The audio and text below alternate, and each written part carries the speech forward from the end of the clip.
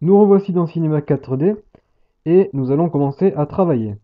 Alors, avant de modéliser des objets 3D sur notre scène, il faut en premier lieu créer un environnement dans lequel ces objets 3D seront situés.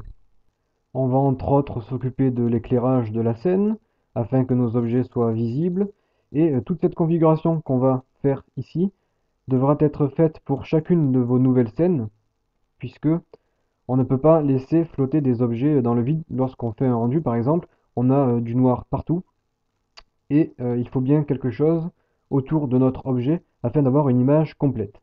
Alors les seules raisons pour lesquelles vous créerez des scènes sans aucun environnement, c'est uniquement pour créer des modèles 3D que vous allez par exemple réutiliser dans d'autres logiciels comme Unity 3D si vous voulez modéliser des modèles à intégrer dans vos jeux. Donc là, on n'aura pas besoin d'environnement.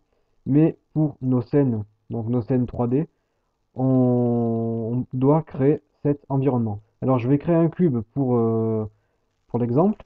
Et ce cube, on va le placer au niveau du sol. Comme on peut le voir, il est coupé en deux par le quadrillage. Et le sol sera modélisé par ceci. Donc dans la barre d'outils, vous avez dans cet onglet le sol ici qui vient se placer donc au niveau du sol. Là, on voit que notre cube est dans le sol. Donc ce qu'on fait, c'est qu'on peut le remonter, soit manuellement en appuyant sur Shift, vu qu'avec Shift, on peut avoir plus de précision. Le déplacement se fait que de 10 cm par 10 cm, ou soit directement avec les options de position du cube. Donc là, on effectue un rendu et on ne voit pas grand-chose puisque le sol est gris, notre objet est gris, du coup c'est confus. Et ce qu'on va faire, c'est qu'on va ajouter de l'éclairage de façon à avoir quelque chose de beaucoup mieux et de plus visible. Donc lorsqu'on doit éclairer, on va ajouter des lumières et les lumières se trouvent ici dans ce panneau et c'est le premier objet ici, lumière. Lorsqu'on crée une lumière, la lumière apparaît au centre donc de notre scène. Et pour pouvoir avoir une scène éclairée, il va falloir sortir notre lumière du cube, puisque sinon elle ne veut pas diffuser sa lumière sur toute la scène.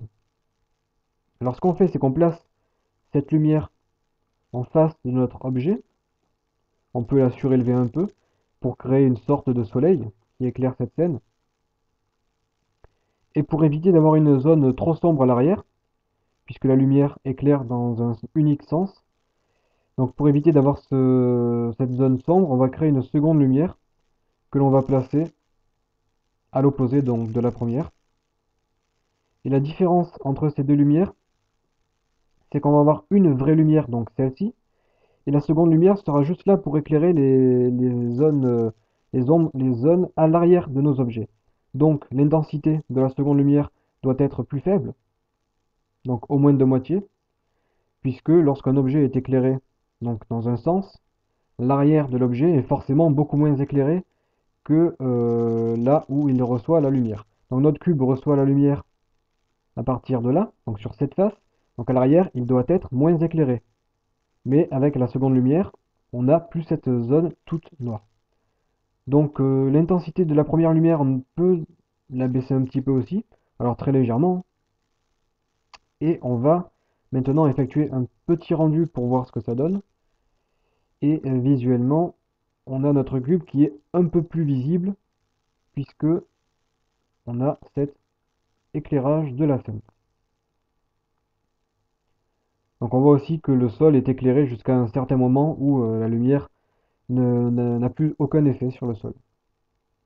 Alors ce qu'on va faire aussi pour rendre cette scène réaliste, c'est ajouter des ombres.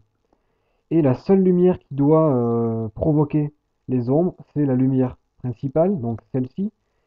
Et pour demander à Cinema 4D de calculer les ombres en fonction de cette lumière, il suffit d'aller déjà dans les propriétés de cette lumière et dans les ombres ici, on va choisir ombre diffuse. De cette façon, des ombres se produisent au sol en fonction de la position de cette lumière. C'est-à-dire que si je la déplace, les ombres iront se faire dans le sens opposé de la lumière. Donc ça se comporte comme comme une lumière naturelle. Seulement, le tout petit souci, c'est que là, l'ombre est un peu violente. Donc nous, on a accès à certains paramètres ici, dans tous les paramètres de cette lumière. Et on a notamment accès à l'onglet ombre, avec la densité de l'ombre, qui est à 100% et qu'on peut baisser. On regarde ce que ça donne à 80%, et on va même la baisser encore un petit peu. Et on voit qu'on a une ombre beaucoup plus douce que tout à l'heure. Donc là, après, c'est à vous de voir et de sélectionner le type d'ombre que vous voulez. Alors, un autre paramètre à modifier, c'est dans la seconde lumière, pardon, on a pas mal de paramètres, notamment dans les généralités. Et cette lumière, comme je vous l'ai expliqué, sert uniquement à procurer un petit éclairage de l'autre côté de notre objet, afin que cet objet soit visible dans n'importe quelle orientation donc de la caméra. Peu importe là où on place la caméra, il faut que cet objet soit visible. Donc cette lumière doit juste provoquer cet éclairage. Donc on va pouvoir décocher la spécularité qui provoque des reflets lumineux donc sur les objets, de façon à avoir une lumière plus neutre. Alors ce qu'il faut retenir donc de ce tuto, c'est qu'une lumière n'est pas suffisante puisque elle ne peut pas éclairer la totalité d'un objet, mais la seconde lumière doit être secondaire, donc avec des paramètres beaucoup plus légers que la lumière principale. Alors ce que j'aime bien faire lorsque je crée donc un environnement, c'est sauvegarder cet environnement. Donc pour cela, je sélectionne le sol et les lumières, je les groupe et je peux le renommer par exemple comme environnement. Comme je vous l'ai dit, cet environnement, donc, on devra le créer pour toutes nos futures scènes, puisque à chaque fois qu'on va modéliser des objets, il va falloir les éclairer. Et le mieux, c'est d'avoir un sol sur lequel poser nos objets. Alors, pour sauvegarder cet objet, de façon à pouvoir le réutiliser n'importe quand, on clique dessus, on fait Fichier, Enregistrer le pré-réglage d'objet, et on clique sur OK. Donc maintenant, si j'ouvre une nouvelle scène, je fais Fichier, Charger un pré-réglage d'objet. Là, j'ai tous les pré-réglages par défaut de Cinema 4D et j'ai mes propres pré-réglages et j'ai l'environnement ici qui est automatiquement créé.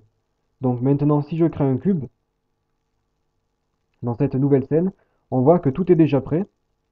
L'éclairage est donc parfait, les ombres sont présentes et le sol aussi.